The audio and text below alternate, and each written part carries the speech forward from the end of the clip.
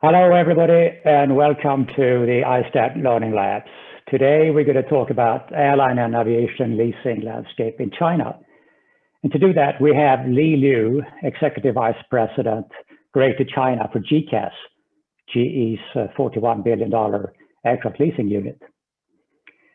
Li came to GECAS in 1994 through the acquisition of Polaris Aircraft Leasing in San Francisco, where Li was responsible for sales in Asia. And before Polaris, Li worked with the Civil Aviation Authority of China in Beijing. In 2000, Li relocated to Hong Kong to lead the effort to build GECAS's presence of over $8 billion of aircraft leases in Greater China. While most lessors in China have come into the market in the last decade or so, Li has actually been in the Chinese aviation and leasing industry since its infancy in the 90s. I had the great privilege to work with Li while I was at PK, which was part of GECAS at the time. And I can promise you a very insightful perspective on the aircraft and aviation and leasing landscape in China. Li has an MBA from University of Notre Dame, and she is a former chairwoman of GE Women's Network in Asia Pacific. After or during Li's presentation, you can write in questions by clicking the Q&A button at the bottom of your screen and write in those questions, and I will go over them with Li to the extent we have time at the end. And I will just ask you to keep those questions general and not specific to the GECAS or GECAS customers. We will have some further learning labs. I think the next one is tentatively planned for the 9th of March. So check in with istat.org for further information. And with that, I want to hand over to Li Liu.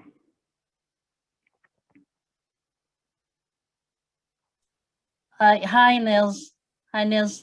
Thank you very much. Thank you for the introduction. And thank you for inviting me here. This is, during this pandemic time, this is a great platform to get together and also to share, to learn. Thanks for the opportunity. This is wonderful. I really appreciate it. Now, let me go to try to share my slides.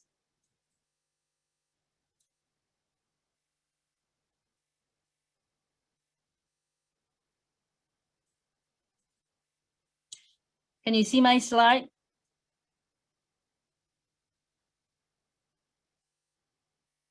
Can you see my slide? Okay. Thank you. All right, that's great. Okay, good morning, good afternoon, good evening, everyone. Hello from Hong Kong. As Niels just said, he asked me to be here today to talk about China Aviation, Airlines, and Leasing Company, how they dealt with COVID in 2020. So I think what I'm going to do, let's come to the agenda. I'm going to go first through the airlines, how they really dealt with COVID-19, how did they recover last year? And then we're going to talk about the impacts to the leasing company in China, what's been the challenges and what are the opportunities. And then I'll take you back to look at the history, how did all the airlines industry evolved over the years, over the last few decades, actually. And finally, we're going to look into the future and look at beyond the COVID. And here, in fact, over the last couple of weeks, when this presentation was being prepared, a lot of research work was being done with my colleague. I got tremendous help from my colleague.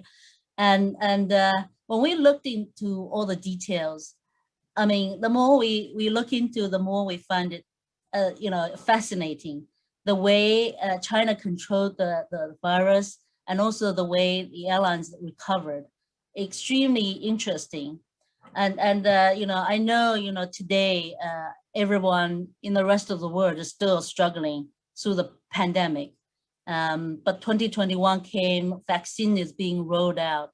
Hopefully, by summertime or the third quarter or towards the end of the year, a lot of people will have received vaccine shots. And herd immunities can be achieved in some countries. And then, airlines can recover, especially in those countries with large domestic markets, such as the US or Europe. So by looking through the airlines in China, how they recovered, hopefully it's a point of reference.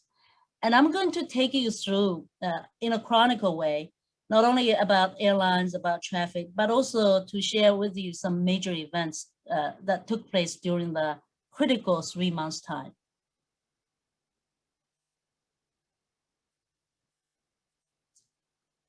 So let's go back to January 2020.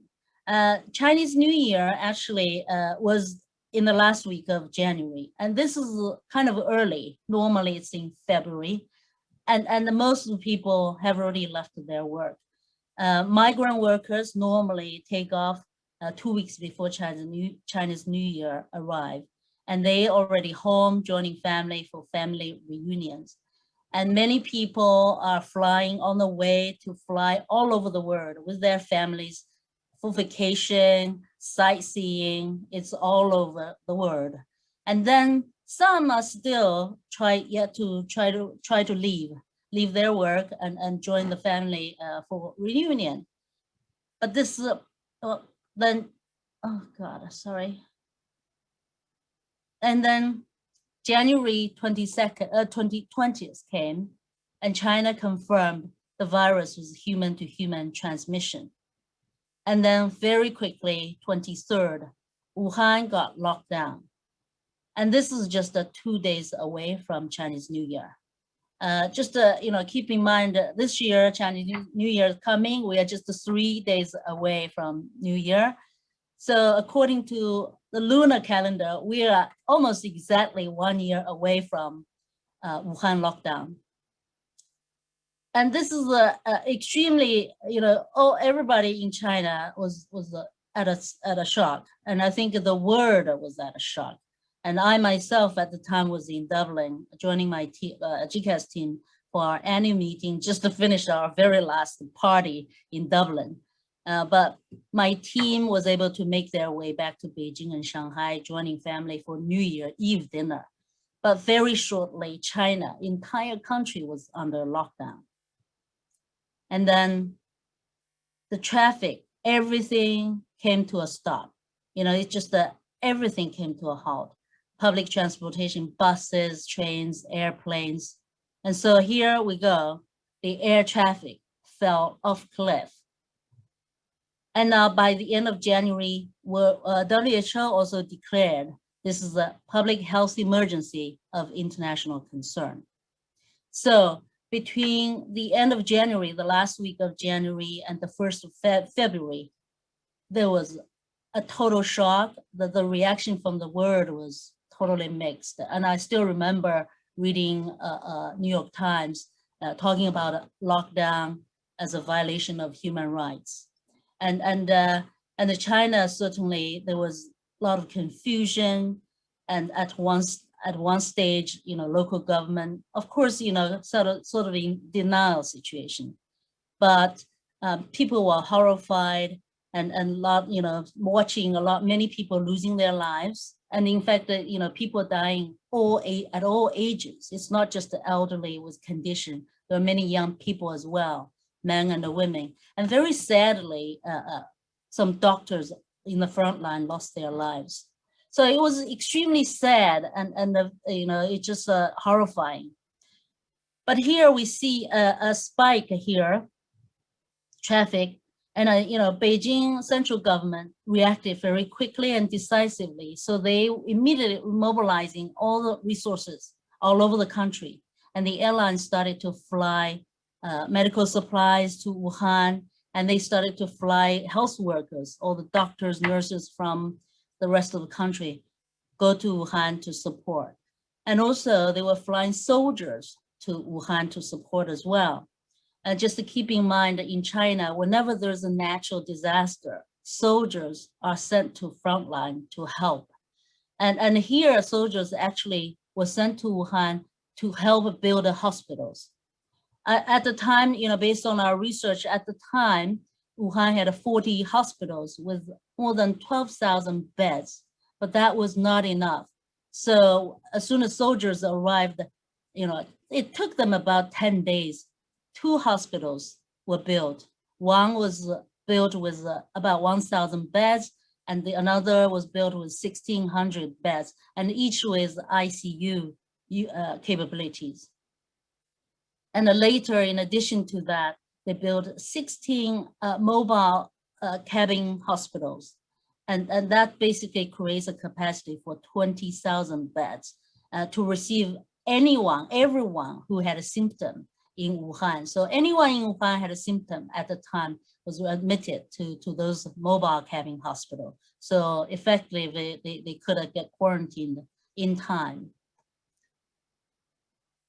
So here, February 12th, all of a sudden, on that day, the number of cases surged to more than 14,000. It's actually not because that day a lot of cases occurred. It's because the new leadership, the old leadership team in the local government was replaced, and central government sent senior leaders to Wuhan and to help.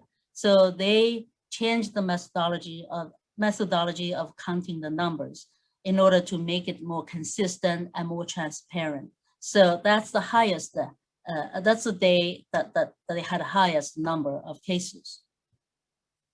And then 16 came, the health code went alive.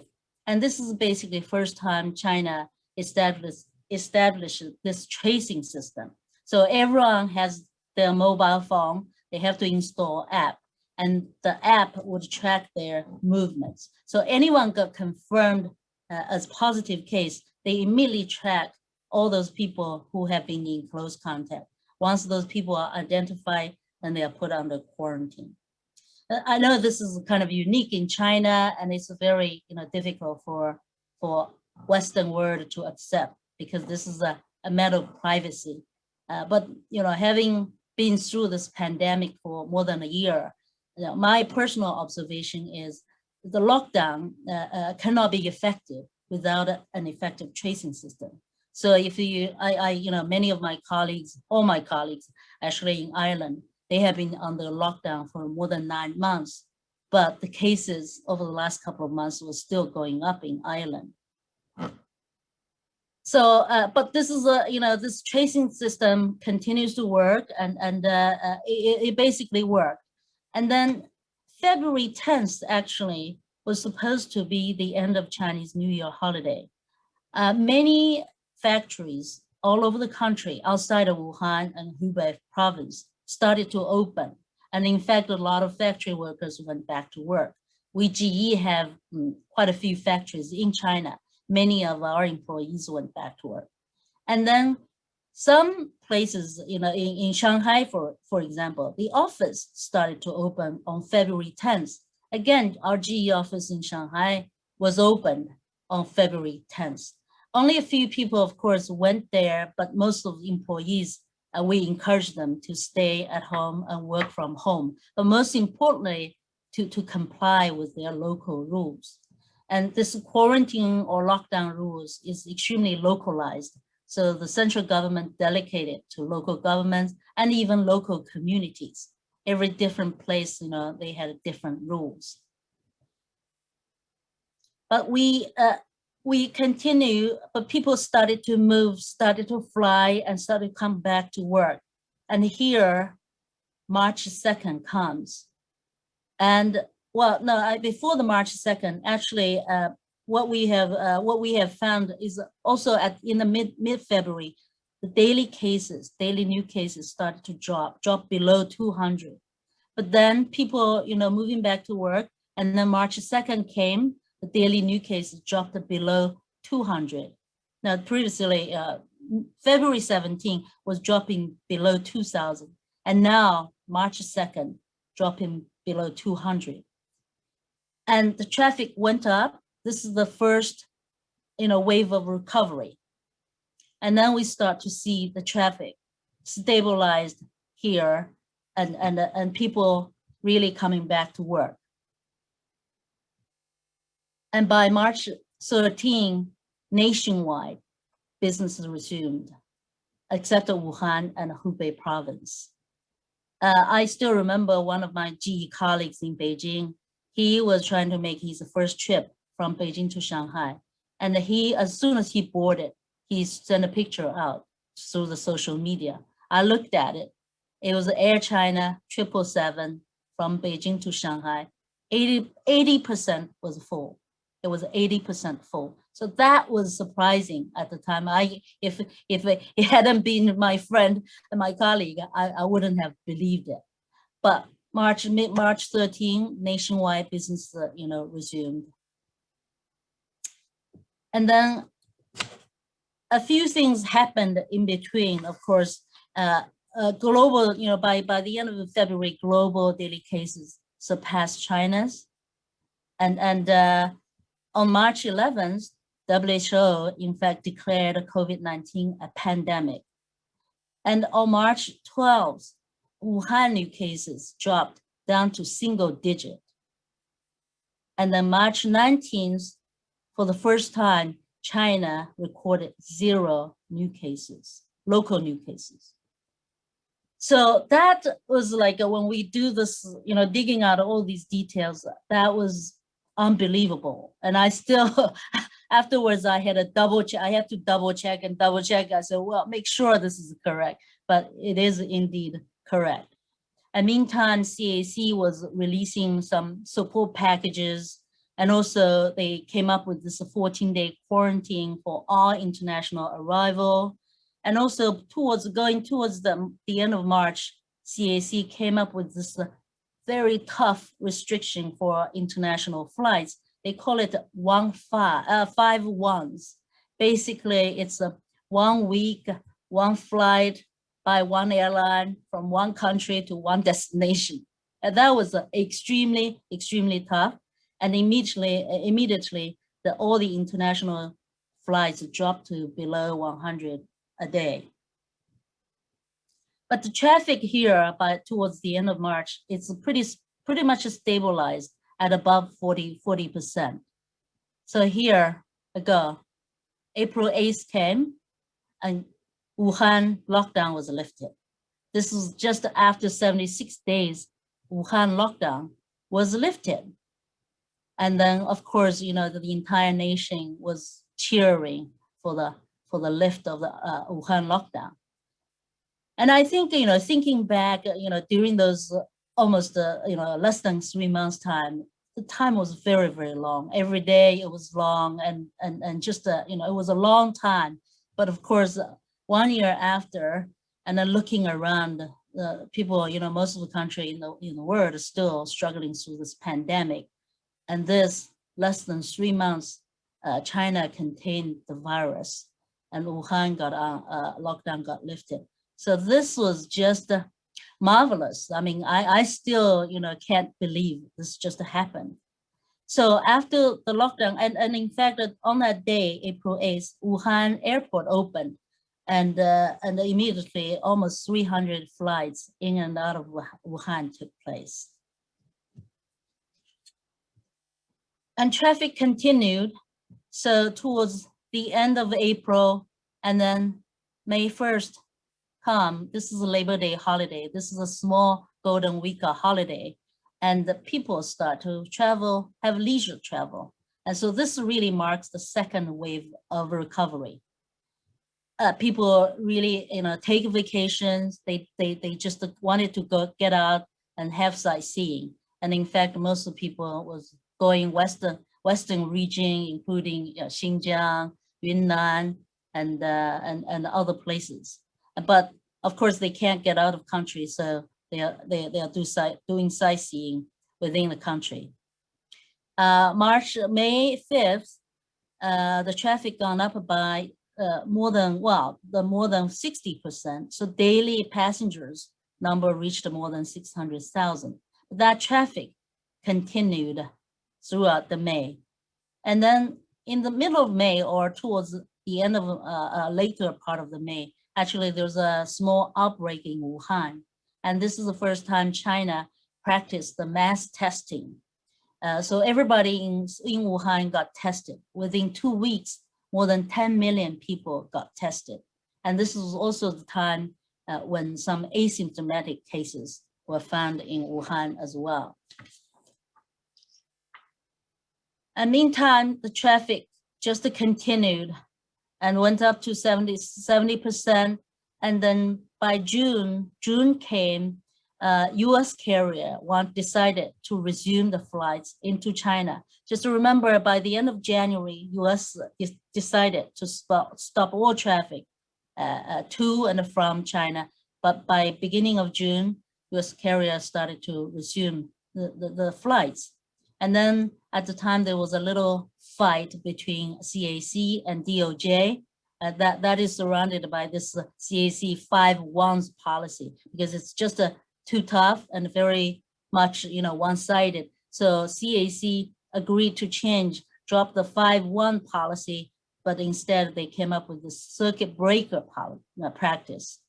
And circuit breaker basically means for each flight, if you have more than 5 cases, then your flight is suspended for 2 weeks. If you have more than 10, then flight is suspended for 4 weeks. And that practice continued until today. And many countries not only accepted, but also adopted the circuit breaker practice. And then middle of June, Beijing also had a small outbreak. And because Beijing is the center of China, the capital of China, so if there was an outbreak, then immediately, there was a lockdown. Lockdown wasn't, it was localized, but the traffic dropped. In fact, for a couple of days, Beijing airport was empty. But this outbreak was contained within 2 weeks, and then everything, quickly come back to usual. And also during June, China Eastern started to launch the sales campaign, and they call it unlimited flight coupon. Basically, everyone pay less than $500, and you could fly, you could have unlimited flights between then and the end of the year. And once this campaign launched, many other airlines followed. So we see here, beginning of July came, and this is the time college entrance exam finished. And this is the official beginning of the summer vacation. And again, the traffic surged to 80%. And this marks the third wave of the recovery. So summertime, people really traveled and went out to Xinjiang, Tibet, Mongolia, everywhere. Chinese started to explore China. Actually, Western region of China is extremely beautiful. It's untapped, and all of a sudden, Chinese found, the Western region is so beautiful. So that traffic just continued. And then we see this, well, actually, by the end of August, first half result came out. CAC released the date numbers, basically telling the market that industry-wide, including airlines, airports, and other aviation-related companies, the entire loss was 11 billion. And in fact, second quarter alone, the loss was 5 billion. But meantime, airline continued to enjoy the recovery. And by going towards the end of September and October 1 comes, this is the golden week, another big holiday. And again, the traffic surged. And this is just the fourth wave of the recovery. And in fact, that went up to more than almost 100%. Some airlines recorded more than 100% or reaching 120%. So this September, August, September, October, it just continued to recover. And then until it recovered until mid-October, then traffic started to drop. But this drop is normal, because coming to November, December, that's usually the low season. So the recovery, the drop is quite normal, and it's consistent to pre-COVID. And by coming towards the end of October, the only airline who hasn't launched the sales campaign was Air China, and they started to launch sales campaign. And then by the end of October, the third quarter results came out. And this result came out, it really surprised the market because the losses narrowed down significantly.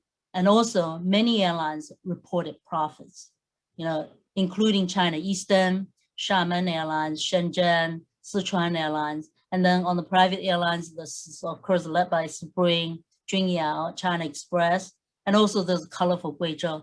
And many airlines just reported third quarter profit. So this, the traffic continued to trending down towards the end of December. Our data, stopped until the end of December. Nothing unusual. Then January came. Of course, all the airlines were preparing and planning, waiting for the Chinese New Year travel. But this severe cold winter, and all of a sudden there's a local outbreak in the northern part of the region, especially in the province that's neighboring Beijing. They have a large outbreak. The cases went up to 500, 600, 700. So that surprised the country's doctors, and they started to warn about about New Year travel. And they try to tell people to stay put, not to travel. And all of a sudden, and the problem is they couldn't find the origin of that outbreak. Even though the lockdown was quite effective, very, very quick, very effective, very localized, but they initially found it very difficult to trace the origin of the outbreak. So all of a sudden, all the local governments in the entire country reached out to people, tell them not to travel for the Chinese New Year. And the schools were telling parents not to take children to travel. And if you do, then you have, you have 14-day quarantine. So you may not be able to get back in time for school. And then some companies, even pay employees to stay, and local governments also pay people to stay, not to travel. So sadly, this January, again, the traffic fell off the cliff. And in fact, January 28th is the first day for the New Year travel. Usually it lasts about 40 days. And then we look at the data recently, the flight cancellation reached up to more than 50%. And also the number of passengers just dropped more than 70%.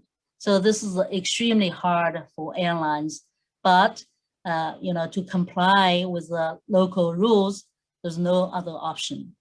But 1 week ago, central government came out and they tell local government try to ease down and back off, relax the restrictions.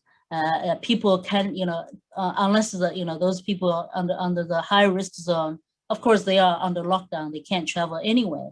But other people could travel as long as they have a negative test within the last 7 days, and they don't need to be quarantined when they arrive. But this message came out probably a bit too late.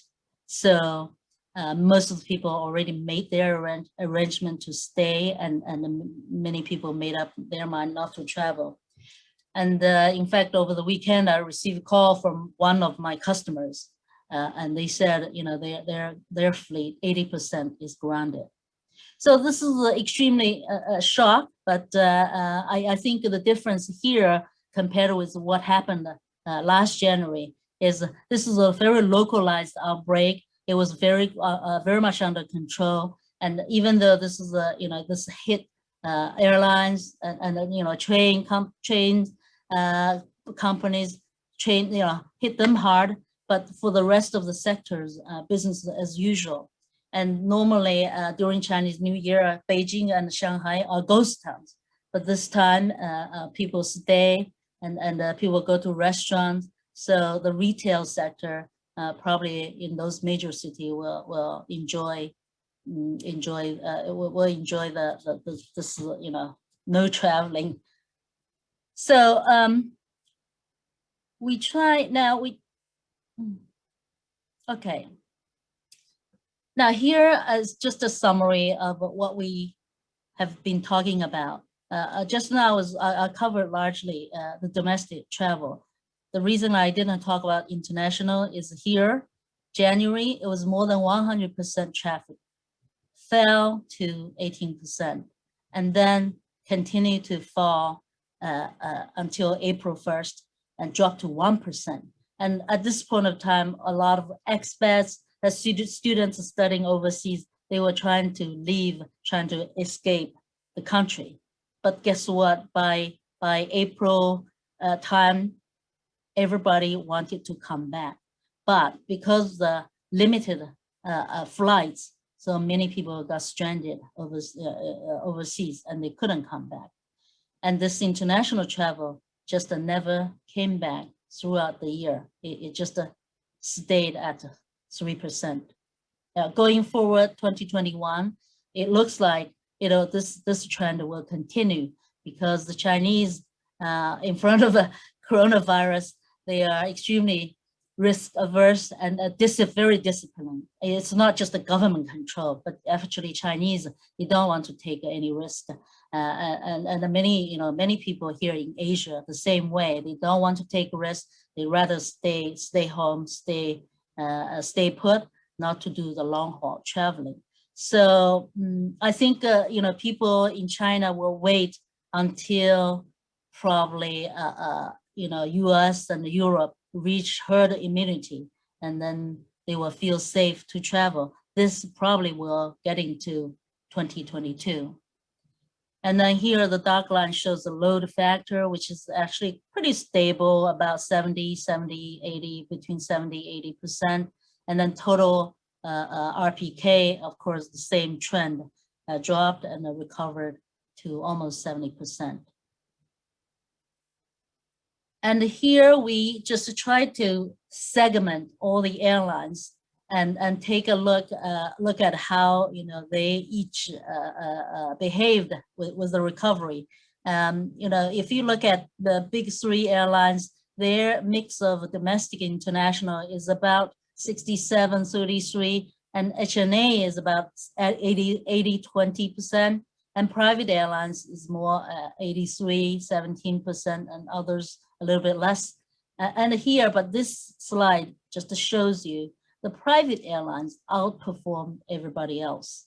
And they reached during the summertime, they reached up to more than 120%. And this is really led by Spring Airlines, and there's China Express, and it's just a fantastic performance recovery by private airlines. And we flipped the chart. We just reversed the previous chart. And even though the private airlines outperformed others, and their share of the market is just about less than 15%. So you would say that the recovery is still very much driven by three major airlines.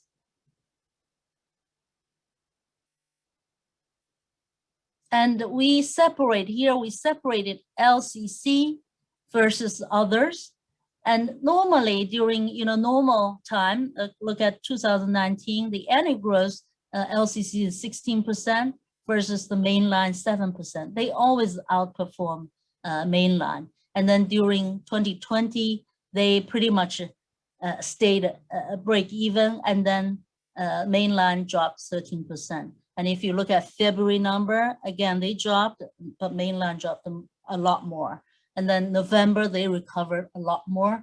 Mainline recovered 9%.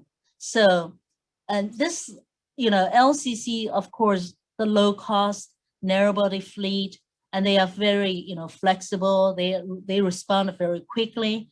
So all of this just to give them benefit of outperforming others. But I think that, if the rest of the world is going to recover, and this probably is a point of reference, LCC could recover much more quickly than the mainline airlines.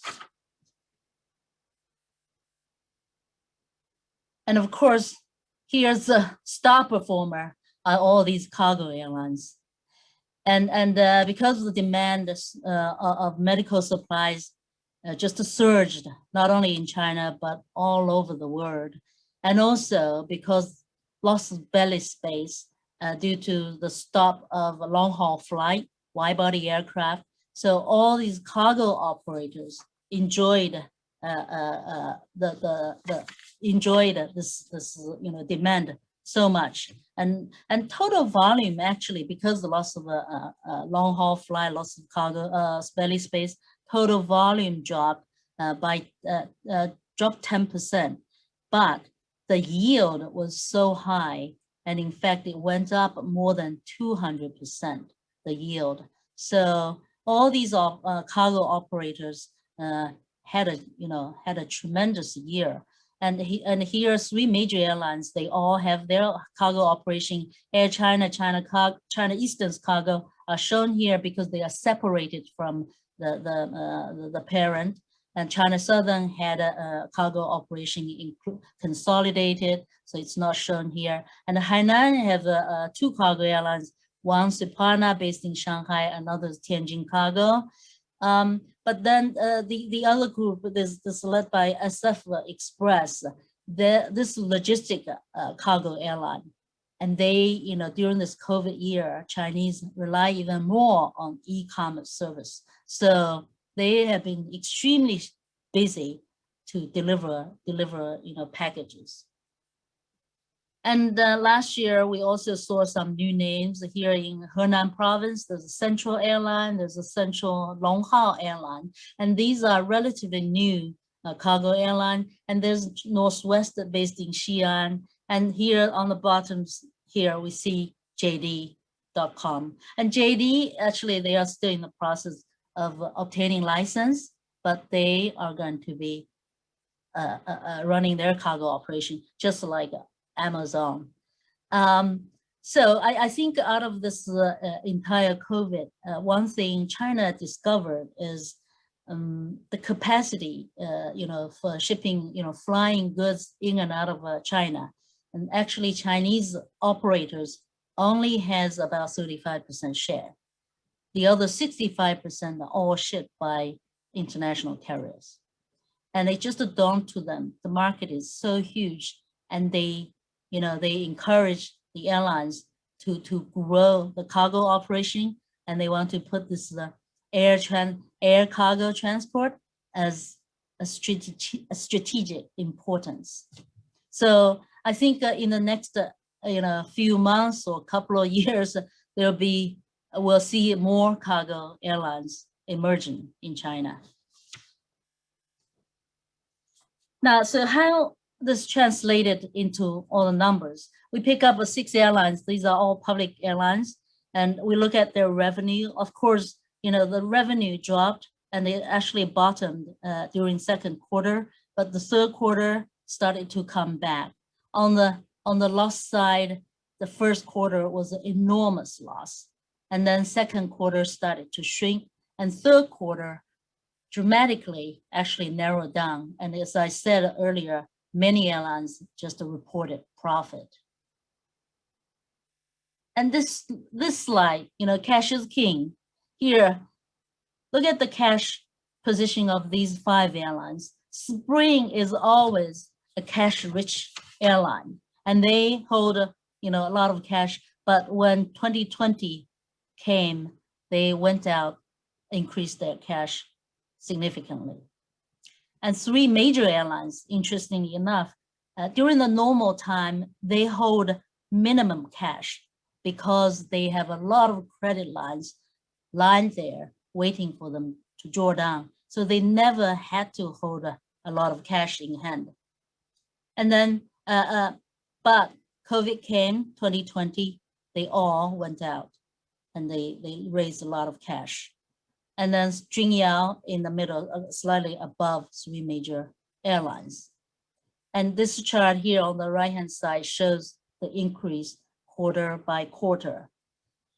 During the year, actually, we look at the data. Publicly, they went to the bond market, and they issued a lot of super short-term bond. In fact, 25 billion bond was issued. They are all short-term, less than 270 days, and some had as short as 28 days. And the low cost, the funding cost was so low. The average cost was about 1.67%.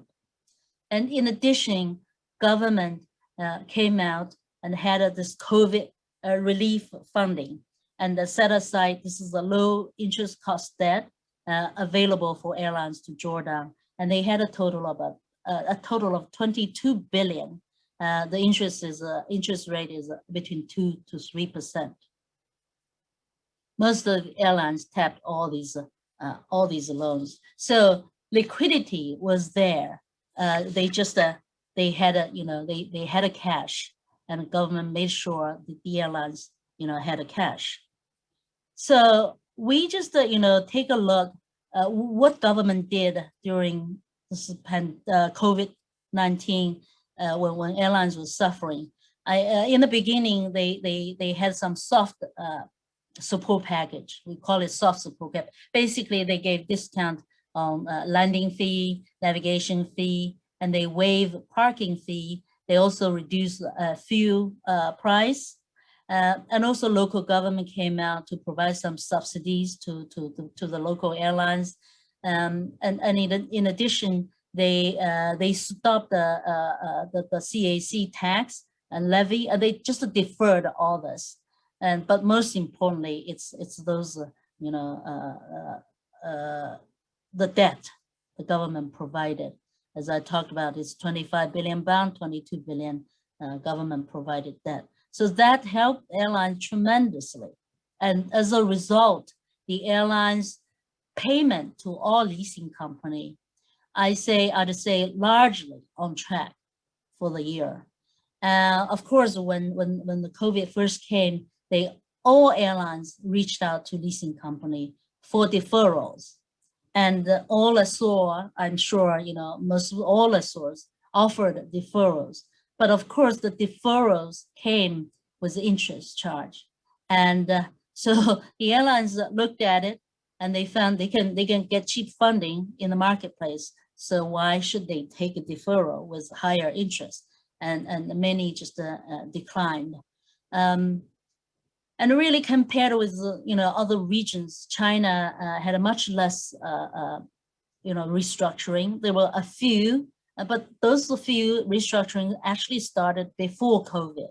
Of course, COVID just brought make them even more difficult. And some small private airlines received support from local government, and in fact, some local government came out, took over private airlines. Some took over entirely, and some injected the equity to become minority shareholders.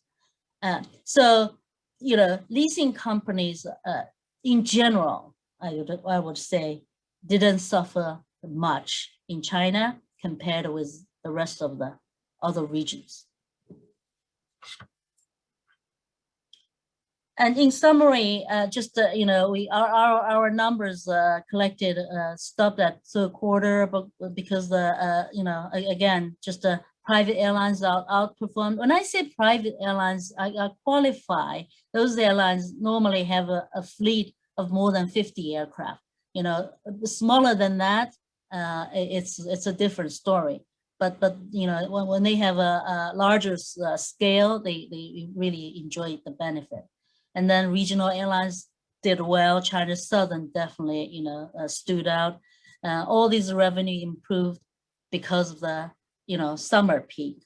And of course, those promotional campaign led by China Eastern worked, boosted travel confidence and really boosted demand.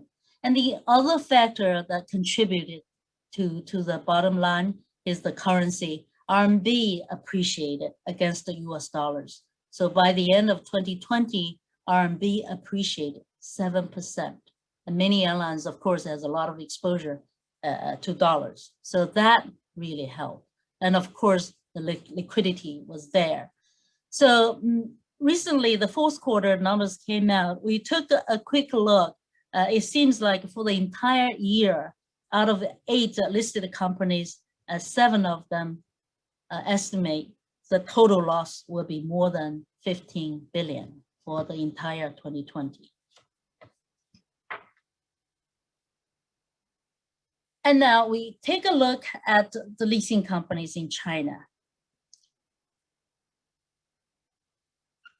This 10 years ago, 2020, the world global lease fleet was about 37%, and in that within the 37% between GCAS and LFC combined, it was about close to 40%. And then here you see 2 names on top 20 lessor list. But 10 years later, the world fleet, leased fleet grew to 44%. And LFC name is gone. And here GCAS and the AirCap together has a share of slightly more than 15%. But here you have 6 Chinese names of Chinese lessor on that list, on the top 20. And we look at this pyramid. Of course, Avalon is the largest there, and they are acquisition by HNA. And here the second tier, there you have BOCA, ICBC, CDD, and BOCOM.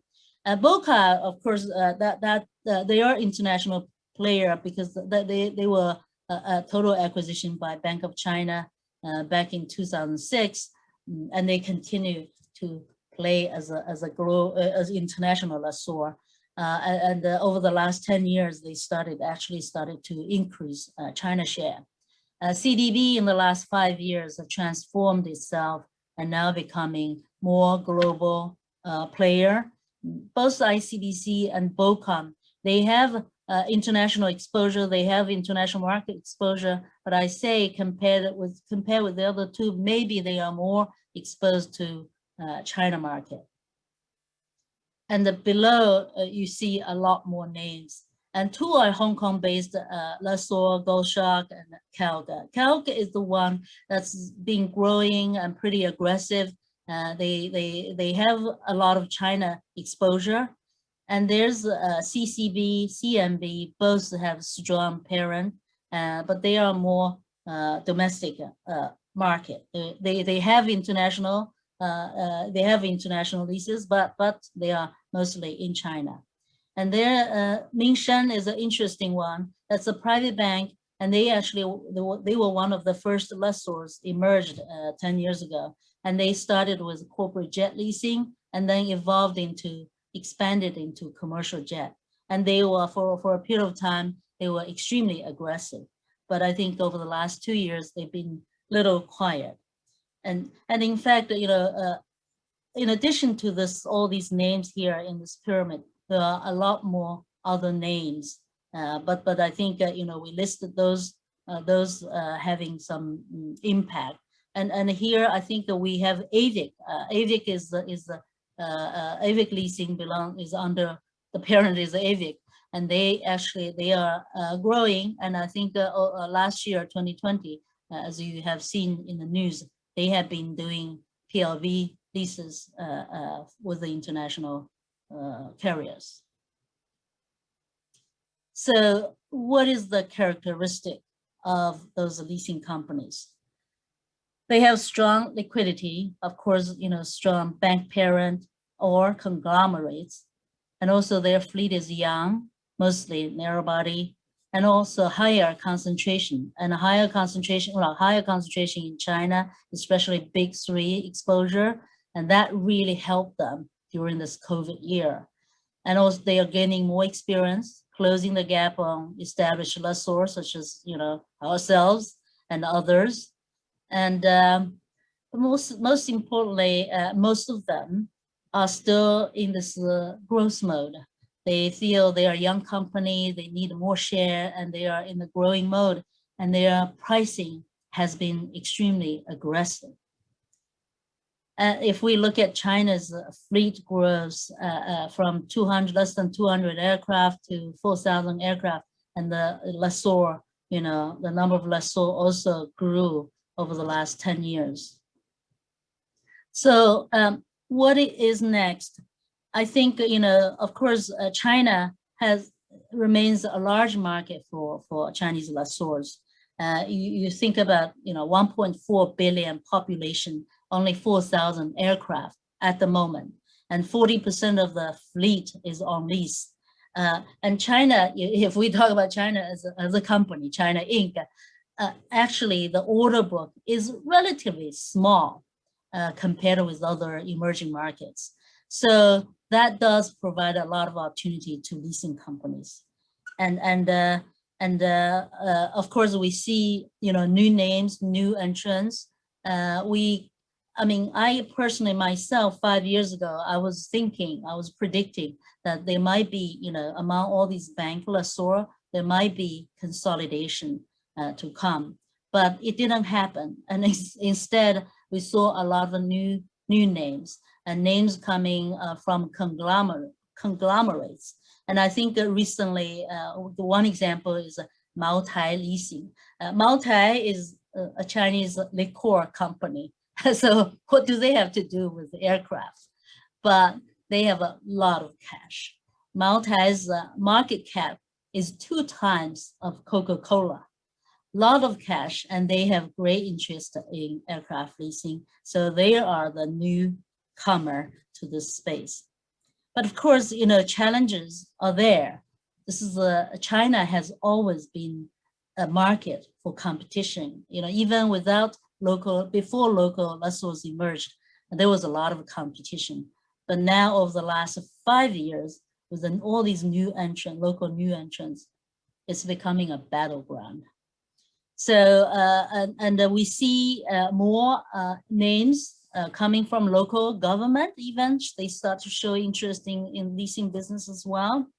And the other challenge is government approval process. Of course, every transaction, every aircraft coming into country and needs central government approval. And that approval process is complex. And sometimes you find yourself, within 6 months lead time, aircraft is to be delivered.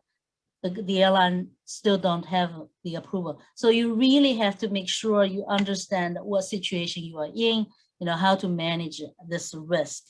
But of course, through this COVID, the crisis management is definitely something, a lesson learned.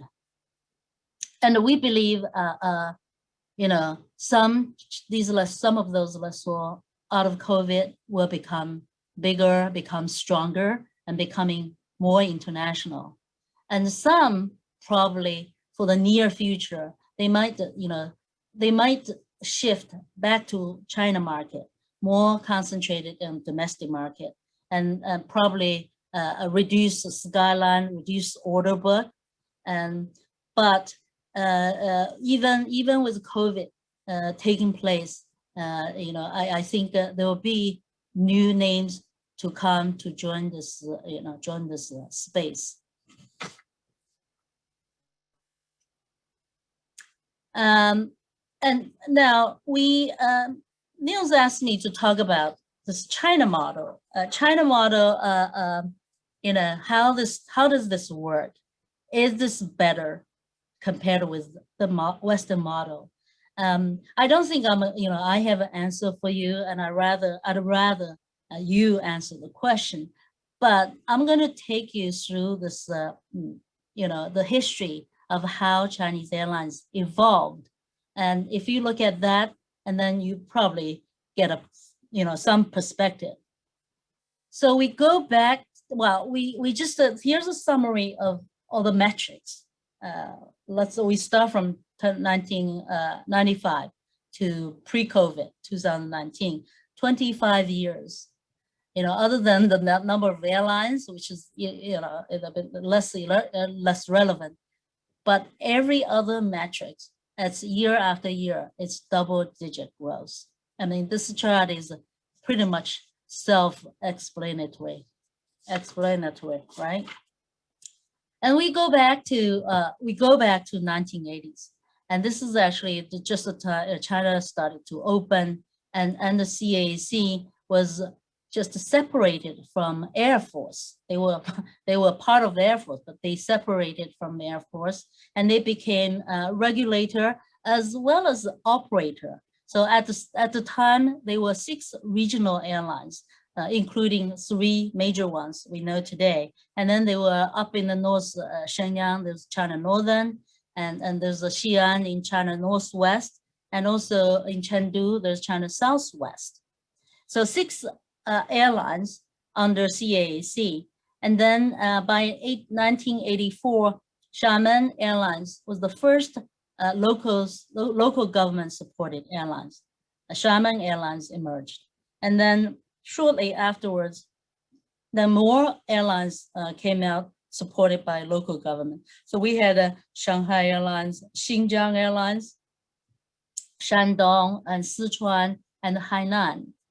And then by going towards the late 1980, CAC started further reform, and they just separated itself from being an operator, become a pure regulator. So 6 regional airlines started to run as its own commercial airlines. But if you look at the fleet, you know, by 1985, there was only about 120 aircraft. And in fact, it was interesting. At the time, there were all types of aircraft, not only Boeing and Airbus. Boeing, so Airbus, 1985, Airbus, you know, started.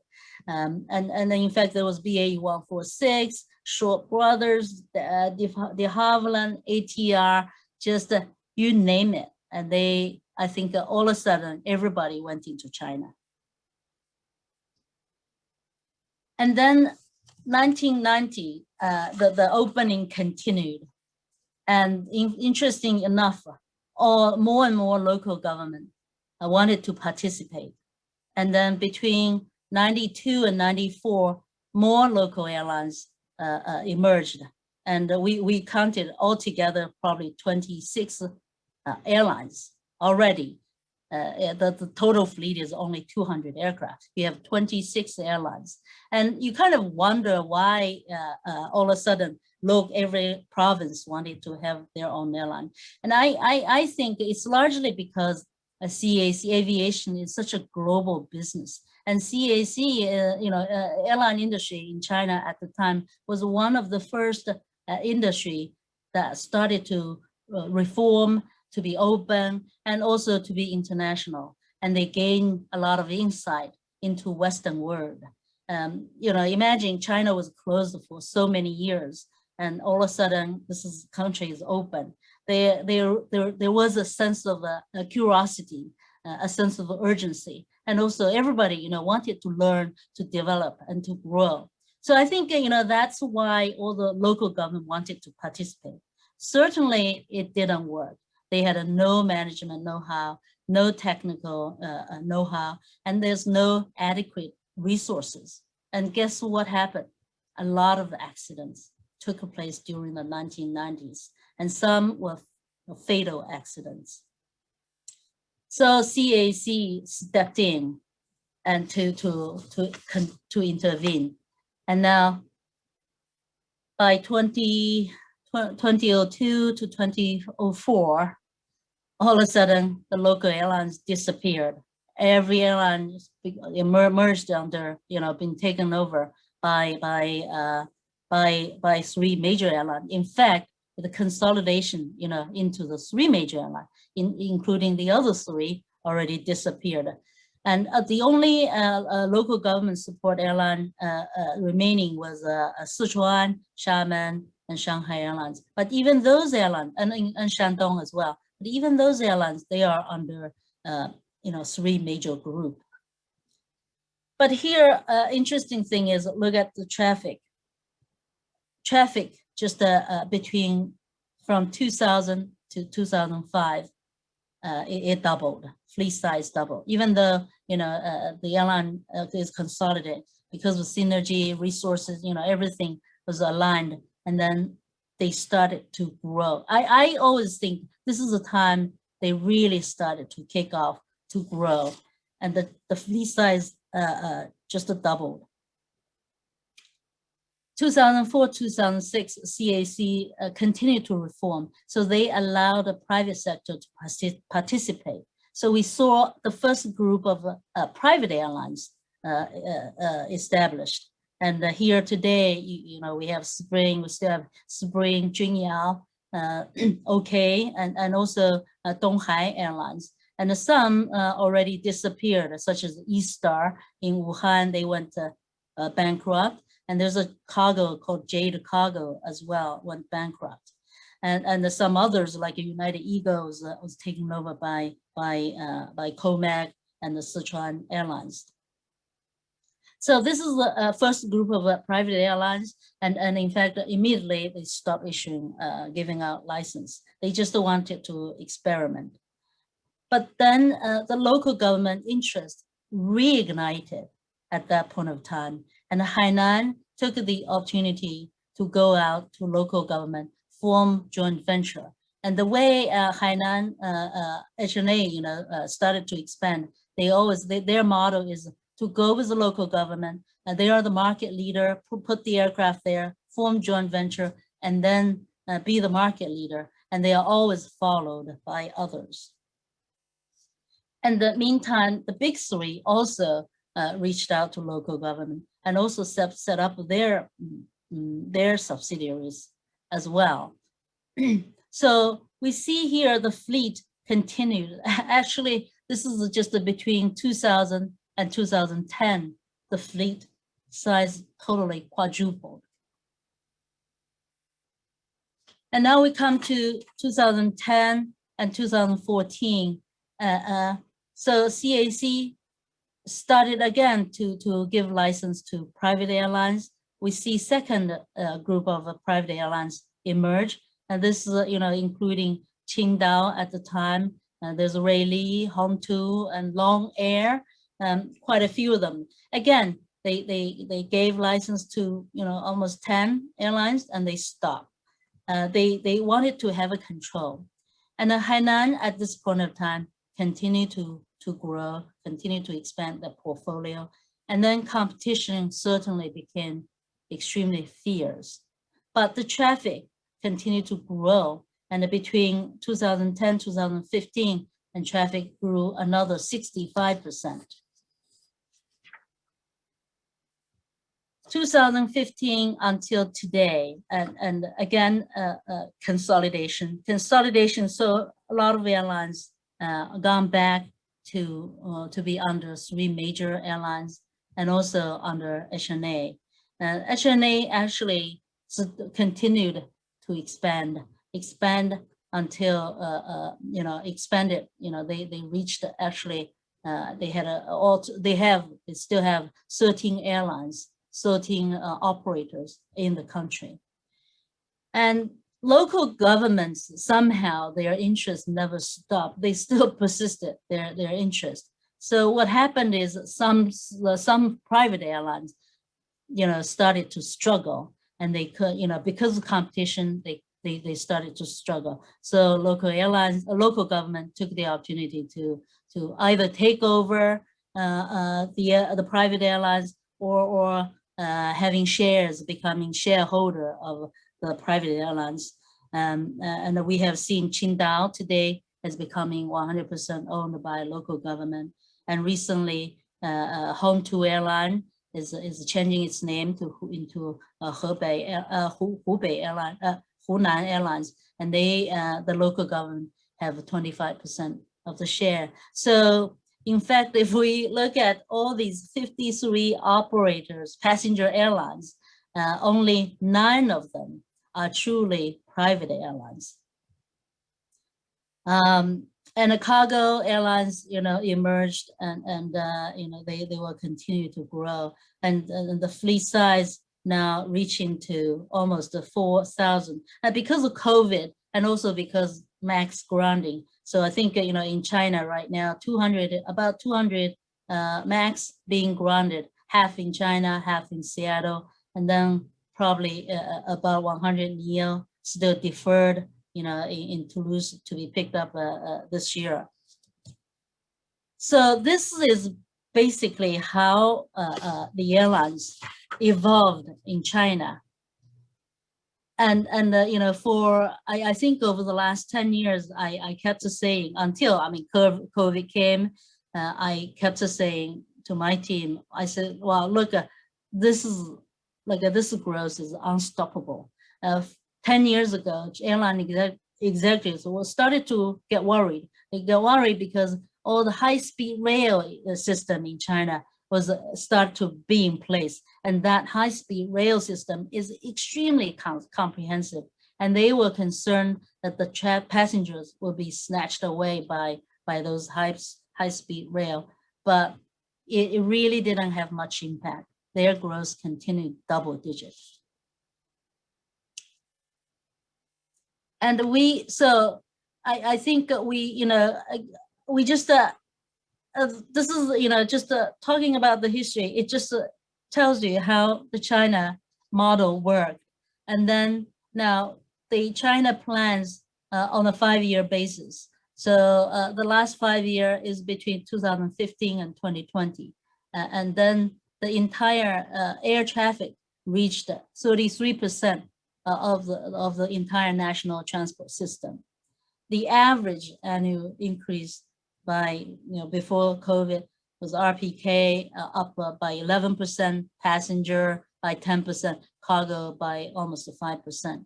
And 2019 alone, the increase of RPK compared with the previous year is equivalent to the RPK, the entire RPK during 2009.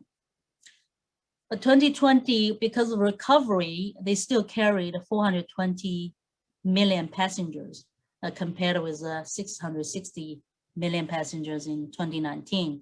And then the last 5 years, the air traffic grew about 9% during the entire national transport system. The airports, of course, you know, anyone who's been to China, flying around, the infrastructure is just unbelievable. Airports, railways, and highways, everything was connected. And the last 5 years, 43 new airports added. So today, altogether, 241 airports, and 93 of them, you know, have a capacity of more than 10 million passengers. And actually, we look at the top 10 Chinese airports have a capacity of more than 40 million passengers. The top 5 exceeded 50 million. And one example here is the Beijing brand new airport. We just saw the picture of this one. This is Beijing Daxing Airport.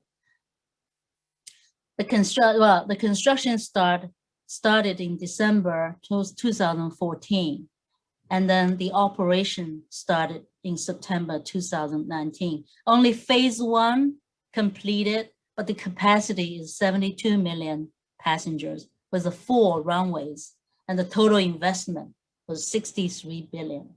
I mean, this is, you know, less than 5 years time, such a huge airport is completed. And this is something, again, you know, China unique. So now the country is in the middle of next 5-year plan between 2021 to 2025. And CAC actually is going to, or airlines, I should say, they are working on it. They're trying to finish, finalize their 5-year plan by March time. And the investment into infrastructure is still national priority. But this next going forward, they emphasize more on quality versus speed. And China is talking about dual circulation.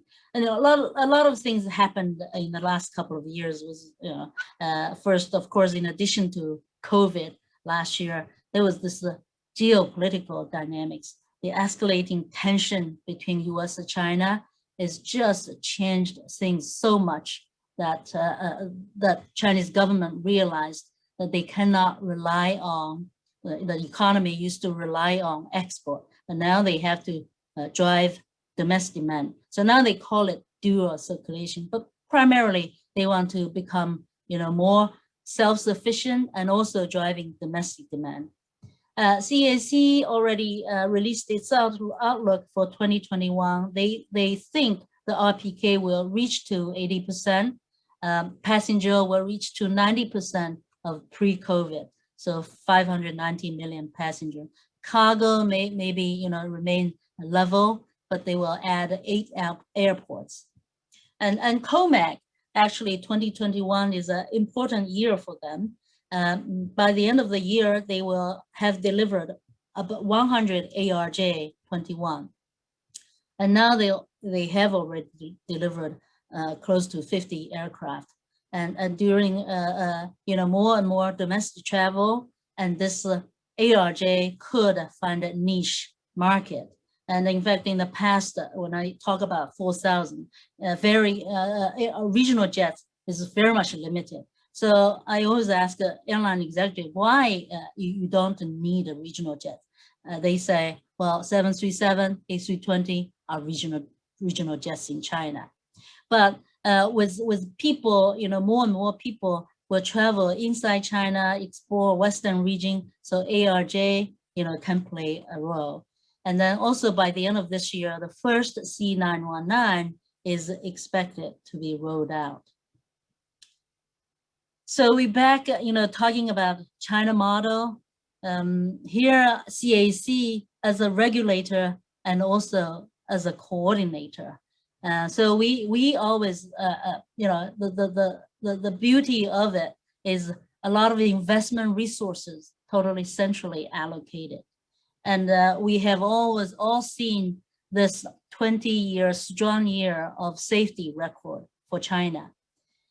And for lessor like ourselves, having been there for so many years, CAC is almost like acting like a chief risk officer. They control this capacity planning and they control the capacity growth. Just imagine, CAC didn't have this control. I could have seen a lot more airlines with huge, massive order, just like, other emerging markets. And then this COVID last year could have been a lot mess and a lot more restructuring. But because of CAC, controlling the capacity, so I think, really COVID approved airline very much, very safe. Lessor definitely benefited out of this. And local government, is very enthusiastic, and they continue to be enthusiastic. I'll explain later why they are enthusiastic. And just to disregard this China model, 3 major airlines are government owned. But when it comes to operation and competition, and all the airlines, they are competing, those fierce competition. They're just no different. Their competition is just no different from all those competition in the Western world, in US and Europe. But of course, you kind of consider, well, this is society has a lot more expectation. This is, than just the economic return. And job protection definitely is key for the government. And COVID came, government made sure that there's no layoff of staff at the airline. And this is, basically serving a social function. And, at all these years of growth, and the best years, but compared with the world's leading airlines, and of course, there's less efficiency, and also the yield definitely can be enhanced. But I think, bottom line is aviation is critical, national infrastructure, and government and wants to stay in and remain a leading role.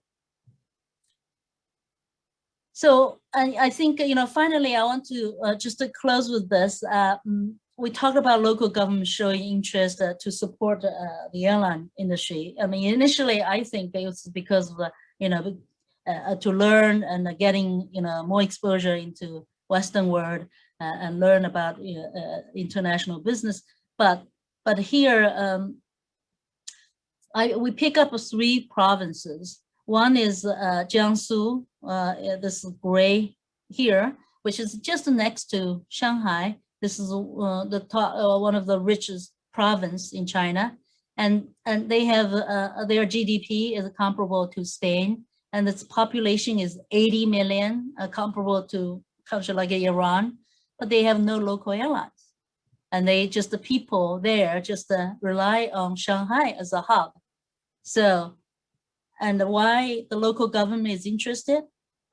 They probably should, they can have an airline. And there's a Sichuan in the middle of the country, and this is huge. They have two home-based airlines. This is Sichuan Airline and Chengdu Airlines.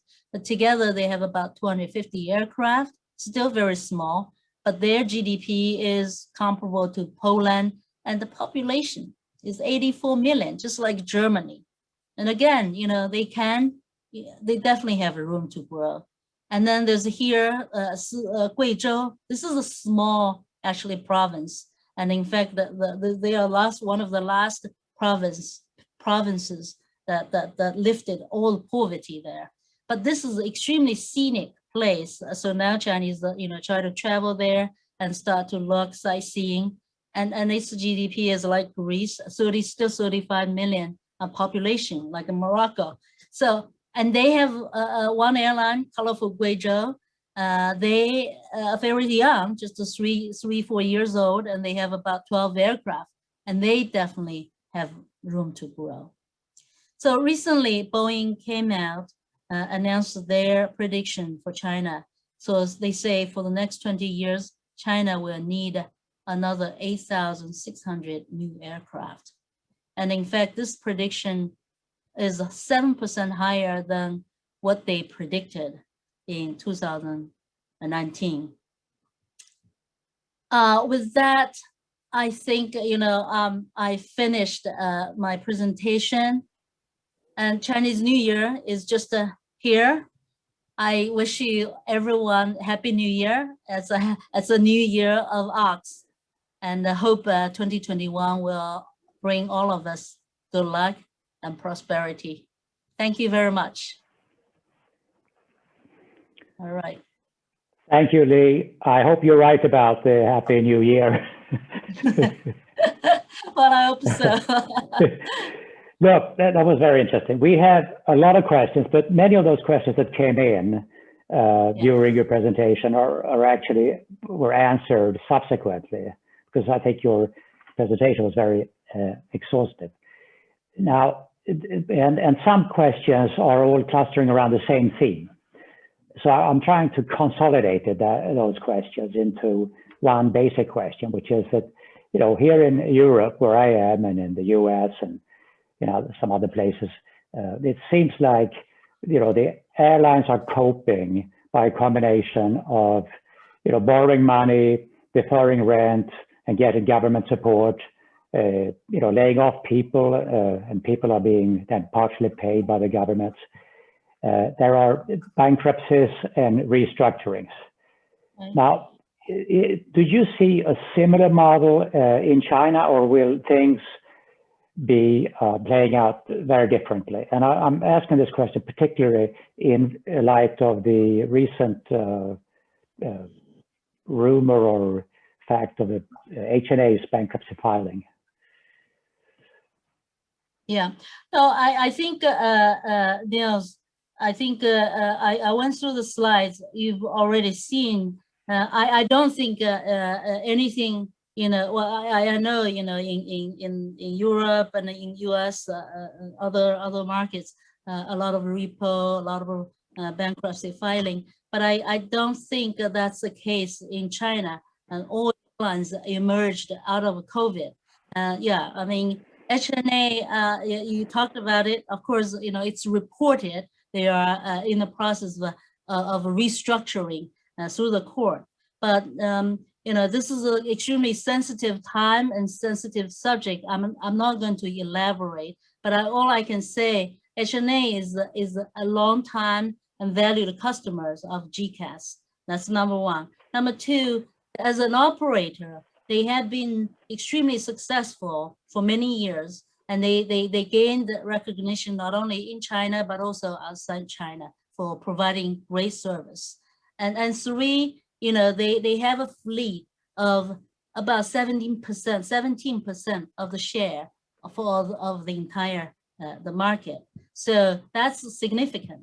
So and everybody, I mean, or whoever, you know, people dealing with Chinese company, and people they're having team in China. Everybody know there's a government. Well, of course, you know, during starting from 2018, they've been suffering liquidity crisis because of parent, but for 2 years, government has been sending team at Shanghai, working, try to help them work it out. So I think you know, we're not going to speculate, but the airline has a significant share and is a good operator. And in fact, if you have read, Hainan Island has already been as a further reform initiative by central government. Hainan Island is now designated as a free trade port. Basically, they are going to enjoy a lot of autonomous and tax. It's going to be a tax haven. So they need Hainan Airline. So I think you know, we hope out of this restructuring, the airline will come out, you know, better and stronger. Yeah, thank you. Now, I think you mentioned that collectively the airlines in China had raised around $25 billion of new debt, that some of it, which is very short term. Is that going to be a concern for lessor and creditors going forward, or is that, do you see some type of solution for that to manage for the airlines? That? Yeah. I don't think so. I mean, if you remember the chart, in fact, by third quarter they started to drop, the cash level led by China Southern, you know, they once the operation is recovered, they will have adequate cash. And just keep in mind, these are public. Most of them are public company, and they do know they want to maintain adequate level of cash. They don't want to be, you know, highly leveraged, and that's why they're you know, and you know, apart from low funding cost, but they maintain this short-term debt. I don't think it should be, you know, of a concern at all. Yeah. Do you think that there would be some increased level of consolidation, both among airlines and leasing companies in the wake of the pandemic? I don't see that yet. I mean, on the airline side, you know, actually most of the airlines are under the umbrella of the 4 major airlines, including HNA. Okay, and the independent private airlines, only 9 of them, and for those, local government already reached out.